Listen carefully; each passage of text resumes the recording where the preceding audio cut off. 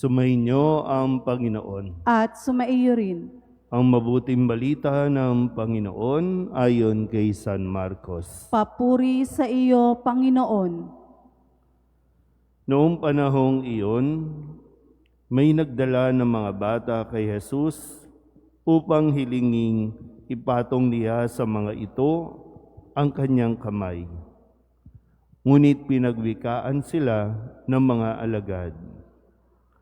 Nagalit si Jesus nang makita ito at sinabi sa kanila, "Pabayaan ninyong lumapit sa akin ang mga bata. Huwag ninyo silang sawayin, sapagkat sa mga katulad nila naghahari ang Diyos. Ito ang tandaan ninyo. Ang sinumang hindi tumatanggap sa paghahari ng Diyos tulad ng isang maliit na bata, ay hindi mapapabilang sa mga pinaghaharian niya." At kinalong ni Jesus ang mga bata, ipinatong ang kanyang mga kamay sa kanila at pinagpala sila. Ang mabuting balita ng Panginoon. Pinupuri ka namin, Panginoong Hesukristo. Isang magandang umaga po sa inyong lahat. Ngayon po ay Sabado ng ikapitong linggo sa karaniwang panahon at unang araw para sa buwan ng Marso. March 1, panibagong buwan ng pagsisimula din natin ng ating pong paglalakbay at nawa mas mapalalim nito ang ating pananampalataya sa tulong ng mga salita ng Diyos na ibinibigay sa atin sa araw-araw nating pagdalo sa misa o maging sa pakikinig natin sa online. So bilang pagsisimula o pagtatapos ng linggong ito at pagsisimula para sa buwang ito, ating pong balikan ang ilan sa mga mensahe na ibinaalala sa atin ni Jesus sa ating pong mga ebanghelyo. Nung Lunes, nagkaroon po ng issue na mayroong hindi mapalayas na mga demonyo o mapagaling yung isang inaalihan ng demonyo. Kahit anong gawin nila, hindi nila ito mapalayas. Kung kaya, sumagot si Jesus na sagutin niya yung inquiry ng kanyang mga alagad kung bakit hindi nila nagawang palayasin ng masamang espiritu. Ang sinagot ni Jesus, ang ganitong uri ng espiritu ay hindi mapapalayas kundi sa pamamagitan ng panalangin. So hindi lang basta sa lakas, hindi lang basta sa talino, sa husay, kundi sa panalangin. Dahil sa panalangin, umaasa tayo at iniaasa natin sa Diyos. So tanging sa Diyos nagmumula ang kapangyarihang magpalayas ng masamang espiritu. Sabihin niyo nga po, panalangin. Yung pagdarasal, wag na wag nating babaliwalain. Nung Martes, ang pinaalala naman sa atin, dahil napansin ni Jesus na nagtatalo-talo ang mga alagad at nang tanungin niya kung anong pinagtatalunan, ito ay tungkol sa kung sino ang pinakamagaling sa kanila. Biruin niyo, noong Lunes, kahit anong galing nila, wala silang nagawa doon. Ngayon naman, pinagtatalunan nila sino ang pinakamagaling, pinakadakila sa kanila. At itinuro ni Jesus yung aral ng kung sino man ang nagnanais, maging una ay dapat maging huli sa lahat at maging lingkod ng lahat. Sino man ang gusto maging presidente, maging coordinator, maging pinuno, maging head, hindi yan sa pangalan lamang, kundi ikaw mismo ang unang-unang gagawa ng lahat. Ikaw ang unang hawak ng walis, ikaw ang unang kikilos sa mga gawain, at hindi lang ito basta mando ng mando, utos ng utos. Gawin mo at ipakita mo kung paano gawin. Nung Miyerkules, ang sabi naman sa atin, dahil nung napansin ng mga alagad na mayroong mga hindi kabilang sa kanila na nakakapagpalayas ng masamang espiritu sa pangalan ni Jesus. Sinubukan nila itong pagbawalan at nang i-report nila ito kay Jesus, sinabi ni Jesus, huwag ninyo silang pagbawalan. Dahil ang hindi laban sa atin ay panig sa atin.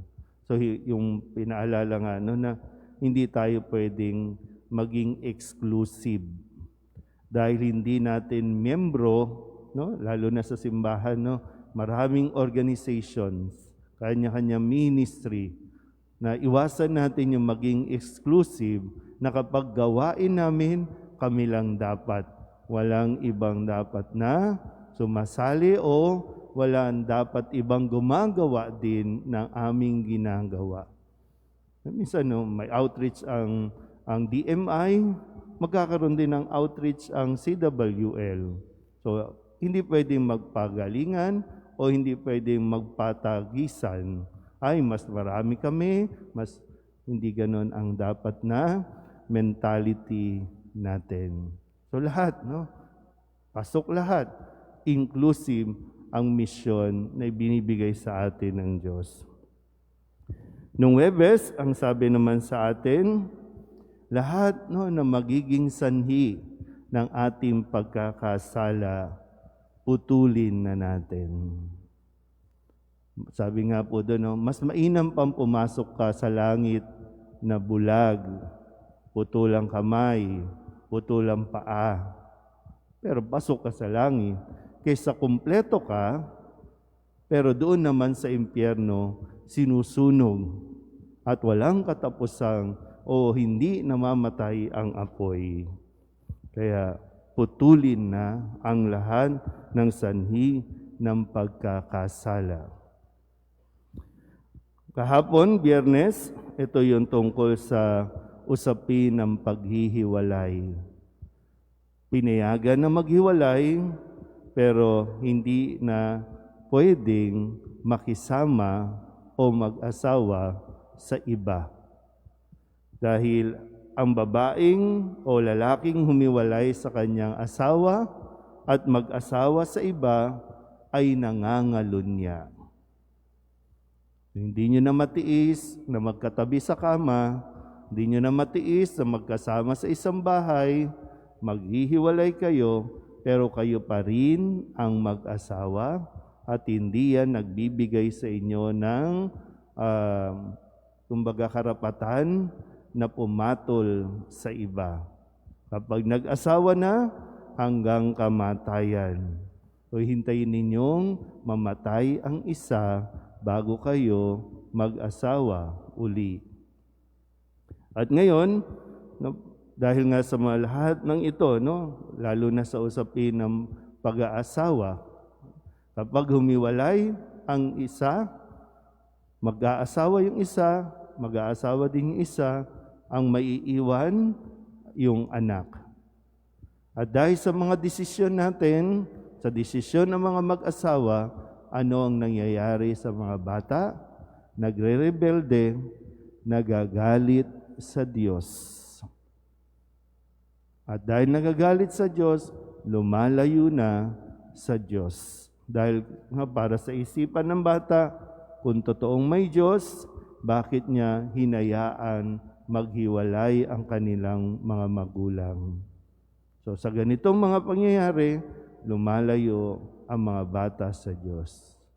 At ang paalala ni Jesus, pabayaan ninyong lumapit sa akin ang mga bata, huwag ninyo silang sawayin, sapagkat sa mga katulad nila, naghahari ang Diyos. So ang paalala, kasi parang nawawala na po yung panahon na ang mga magulang masipag dalhin ang mga bata, habang bata pa, sa pagsisimba. Kahit ang mga lolo't lola, sila ang nagdadala na madalas, no, sa mga bata sa simbahan. Kaya lang, paano natin sila mahihikayat? The way tayong magsalita. Kaya nga, maganda rin yung sa unang pagbasa sa aklat ni Sirach, di ba? Pinaalala sa atin na ang tao binigyan ng senses, binigyan ng mata, ng pandama, binigyan ng katalinuhan, ng isip, lahat yan ibinigay na sa Diyos. O ng Diyos sa tao. At yun ang pagiging tao. Pero nakakalimutan natin, umasal tao. Ang nangyayari, asal hayop tayo. Yung simpleng naririnig nila sa bibig natin, malaking impluensya kung sila ay lalapit kay Kristo o lalayo kay Kristo.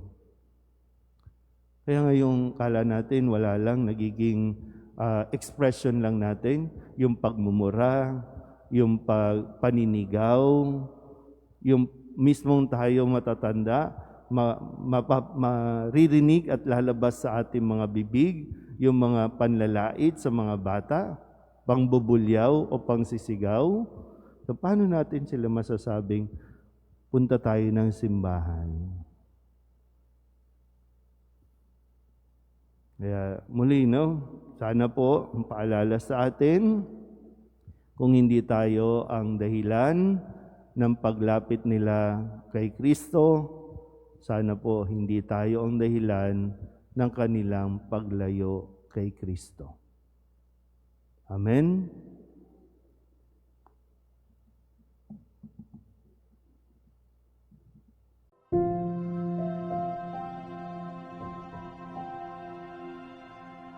Thank you.